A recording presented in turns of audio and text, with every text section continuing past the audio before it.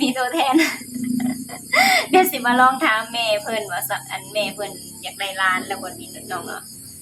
อยากได้แล้วบ่หรือว่ายังหรือว่าจังใดเนาะ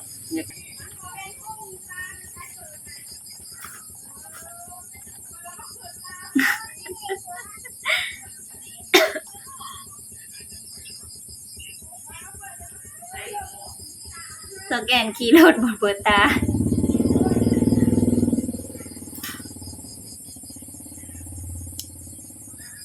สบายดีเด้อพ่อแม่พี่น้องเบิดสุคนสุหมองสุบอนเนาะมื้อนี้ก็พบพ่อกับช่องสะฮงเส้นเก่าเส้นเคยพี่น้องเอ้ยมื้อนี้มีหยังสิมาเว้ามาถามเนาะอันมื้อนี้มีคำถามสิมาถามแม่เนาะพี่น้องเนาะเดี๋ยวอันให้แม่เพิ่นมาจังหน่อยก็อื่นเพิ่นก่อนเนาะประตูแล้วล่ะบ่แล้วออกมาพี่น่ะเด้อกับอันเอาไปโอ้ยุงกับบักลายๆหนึ่งเนาะเดี๋ยวสิไปเอาอันนั้นมาจูดก่อนสิไปเอาทูบมาจูดอูดยุงก่อนเนาะยุงลายพี่น้องยุงมีแต่ตัวบ้างไงคำโบสันนั่งอยู่นี่แล้วมันหามไปแท้ๆตอนนี้ก็ค่ำแล้วเนาะอันเดี๋ยวนี้นะค่ำไว้จากอันเป็นน้ำเดือนน้ำปีบ่หรือว่าจังใดเนาะพี่น้องเนาะช่วงนี้นะโมเมนต์ตังเว้าเศร้าไว้5 กะ 5 โมง 6 โมงนี่แดดแย่ดิแย่ตะเว้นละส่องเขามาหอนห้องแล้วเนาะแล้ววันนี้ตอนแรงวันนี้ตอนแรงนะกะอันค่ำไว้17 โมง 17 โมงครึ่งก็คืออัน5 โมงครึ่งนะกะ10 โมงอันค่ำแล้วมืดแล้วเนาะแป๊บเดียวนึงไปดิเดี๋ยวสิไปเอาอันเนี้ยมาอุ่นยุงก่อนพี่น้องอุ่นนี่นะนี่ยังสิโต๊ะเขาจะไปเอาเอิ้นเขาเอาของพี่บ่แล้วแม่หนึ่งข่าวแต่เว้นนี่มันหมดนะ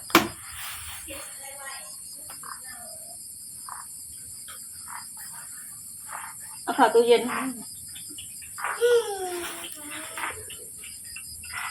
ี่ค่ะโหนคิดง่ายค่ะ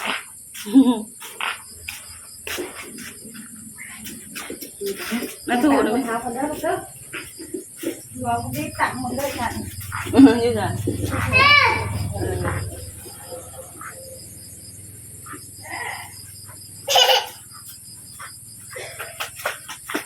ไปเลยนะ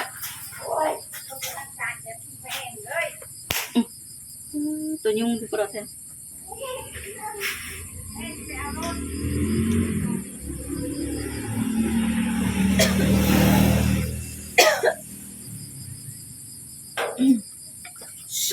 มาแล้วอันนี้คือถูกอุ่นยุงเด้อพี่น้องเด้อควันตัดขันแบบมันเบื่อหรือมันอันใดพ้นน่ะยุงมันก็สิกองอันนี้จะเลือกจะกินไผ่จะก้าวบดได้มีนะจะเสียไปเนี่ย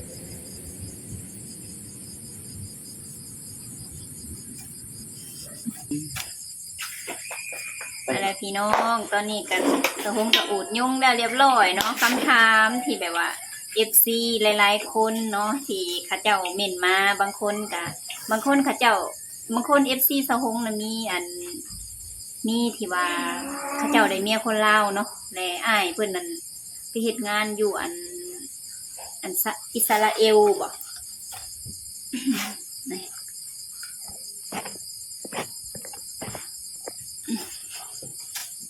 อิสราเอลเนาะพี่น้องเนาะเพิ่นว่าโอ้ยคือบอนคำถามก็คืออันทำนองว่าเพิ่นว่าคือบอนไข่ไว้จังไปอย่างประมาณนี้เนาะเว้าหยอกไอ้ปามอะไรเนาะพี่น้องเนาะก็สะฮงก็ได้ยกคอมเมนต์นั่นเนาะมาอัดคลิปมาตอบคำถามให้หลายๆคู่หลายๆคน FC เนาะที่เขามาหับเบิ่งหับชมแต่สะฮงก็สิมาถามแม่แต่สะฮงก็สิมาถามแม่เนาะว่า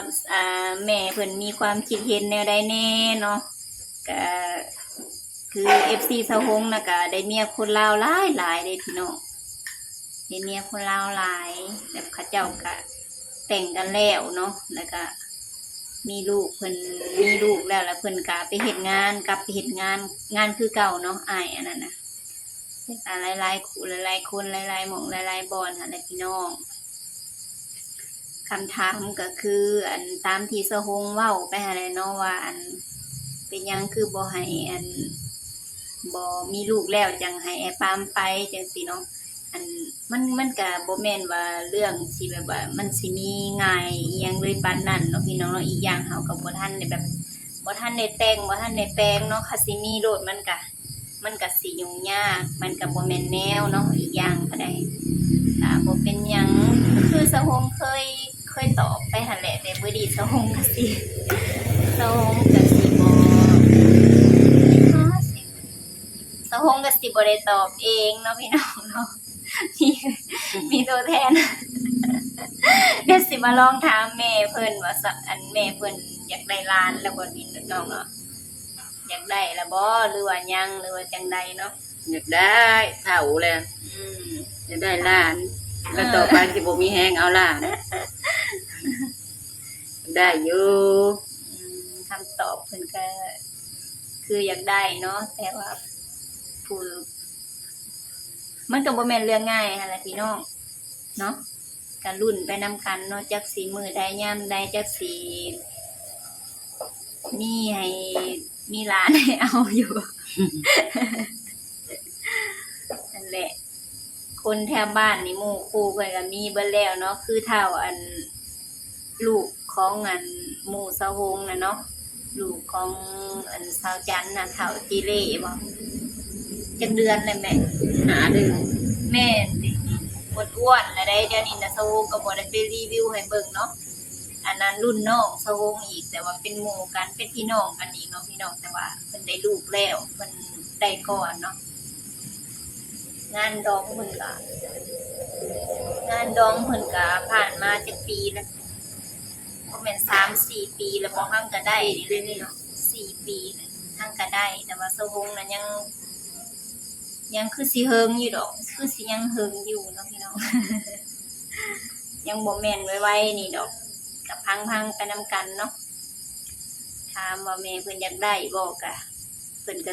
ตอบแล้วเนาะพี่น้องว่าเพิ่นอยากได้อยู่เพิ่นเฒ่าแล้วอายุเพิ่นก็รักหาอะไรได้ จังได๋บ่สิอันแล่นน้ำลานบ่ทันซะเนาะพี่น้องอีกจักพุ่นแล้ว3-4 ปีมื้อหน้าไปพุ่นแล้วเนาะสิมีแฮงไล่ลานอยู่บ่3-4 ปีมื้อหน้า มีแฮงแล้ว ทานไปนะ เอาไว้ก็มีแฮงอยู่ดอกปีนี้ต่อไปก็บ่มีแฮงแล้ว มีแห้งแล้มีแต่อันขนาดอันเท่าน้อยๆเนี่ยลูกละสาวนะยังอันที่ดื้อนะบ่ให้เว้าพี่น้องเอ้ยคันเพิ่นใหญ่ก็สิบ่มีเด็กน้อยแล้วเฮือนสะฮงก็ได้ปกติก็มีแต่หยอกน้องหยอกหยังหั่นแหละเนาะแบบมาเล่นแล่นมาเล่นนำอันนี้หน่วยหน้าที่การงานหรือว่าเวียกเนาะมันก็บ่ก็สิมีมันก็บ่ได้แม่นเรื่องง่ายเด้เลี้ยงคนคนหนึ่งเนาะเพื่อสิใหญ่เพื่อสิบ่จักค่าใช้จ่ายก็หลายอีกเลี้ยงปากเลี้ยงท้องยุ่งยากวุ่นวายซาที่แบบว่าสะฮงเห็นหมู่เห็นคู่เนาะได้นะบางเทื่อแบบมันให้มันยังกับบ่จักแนวสิเอาพี่น้องเอ้ย ยากนั่นแหละซาเลี้ยงอันซุมเฮามาเป็นอันใด ตะกี้เด็กน้อยมันบ่ได้ดื้อคุมื้อนี้มันดื้อถ้าได้เด็กน้อย บ่ นั่งอยู่ใส่ก็อยู่หัน ตะกี้สะฮงบ่ได้ดื้อเด้พี่น้องตะกี้นะอันเด็กน้อยซุมื้อนี้ป๊าดทั้งดื้อทั้งเก่งเล่นโทรศัพท์ก็เป็น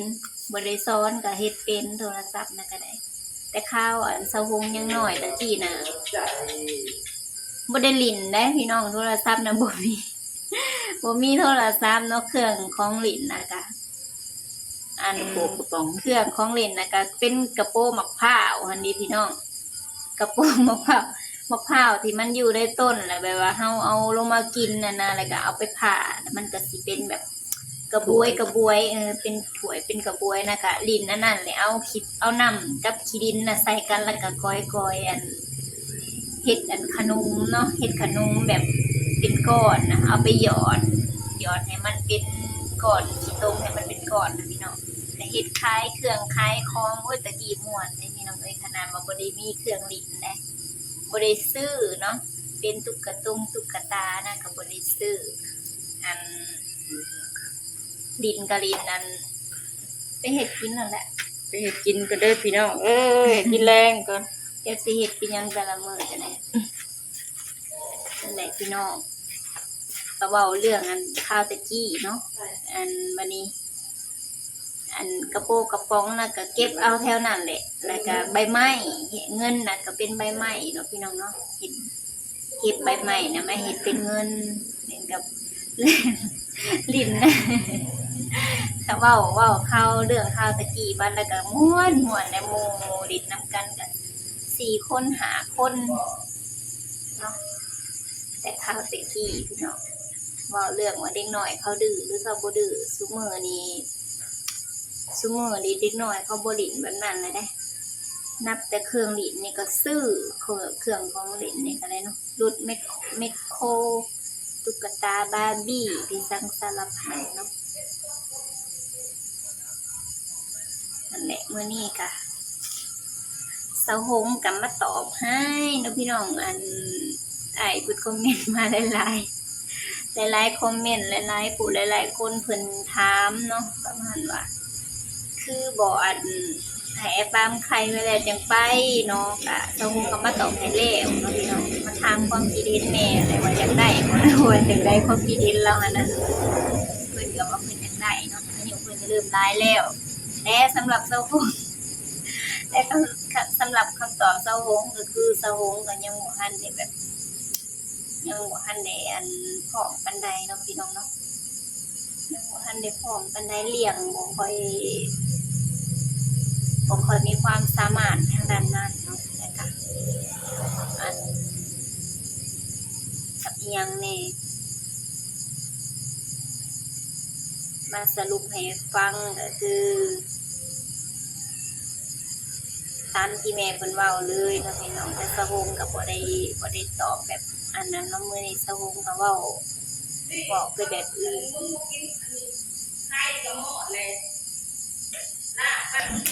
และพี่น้องมาสบายดีป่ะลุง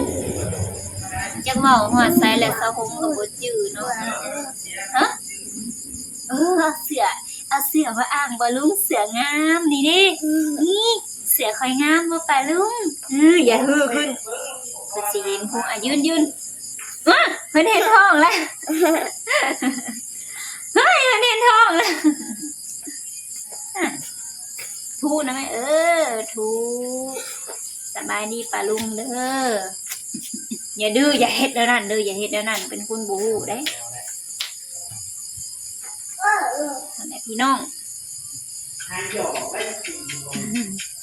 คันไผที่เบิ่งแล้วคันไผที่ยังบ่เข้าใจก็เขาเบิ่งคลิปก็ได้เด้อพี่น้องเด้อบางคนก็อาจสิแบบเข้าใจเนาะกินกุ้งอีกมื้อหน้ายังกินเอาเงินนำแม่มาซื้อเด้อมาลาปลาลุงนี่มาลาปลาลุงขี้ดื้อเท่าน้อยๆฮะมาแม่ยังเลยในหันนะดูไปเบิ่งดูมันว่างูแง่ไปเบิ่งดูในกองขี้หินเอาไว้มันนั่นแล่นไปแล่นมาบ่ใส่เกิบนะงูแง่เห็นบ่มันเว้าหยังซั่นน่ะบางคำเห็นหยังแมวงูแง่อยู่ในไสบอกปลาลุงดูบางคำสิกินหยังต้มงูบางคำสิกินเป็นดูต้มงูอย่าเฮ็ด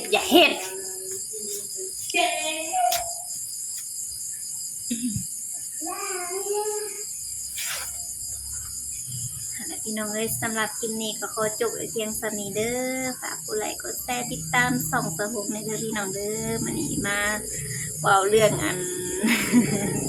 มาถามความคิดเห็นแม่เนาะว่าเพิ่นคิดเห็นจังไดเนาะกับการที่แบบอันเกี่ยวกับอันอย่างนี้หรือบ่อย่างนี้เนาะพี่น้องเนาะ สำหรับคลิปนี้ก็ขอลาไว้เพียงสำนี้เด้อฝากกดไลค์กดแชร์ติดตามส่องสะหงเลยเด้อพี่น้องเด้อกดกระดิ่งติ้งติ้งเวลาสะหงลงคลิปก็สิได้แบบว่าแจ้งเตือนก็สิได้กดเข้ามาปุ๊บเข้ามาเบิ่งได้เลยเนาะคันถาแบบโดนๆก็สิบ่ทันอันเหตุการณ์นี่แหละเนาะบ๊ายบายพอกันใหม่คลิปหน้าพี่น้อง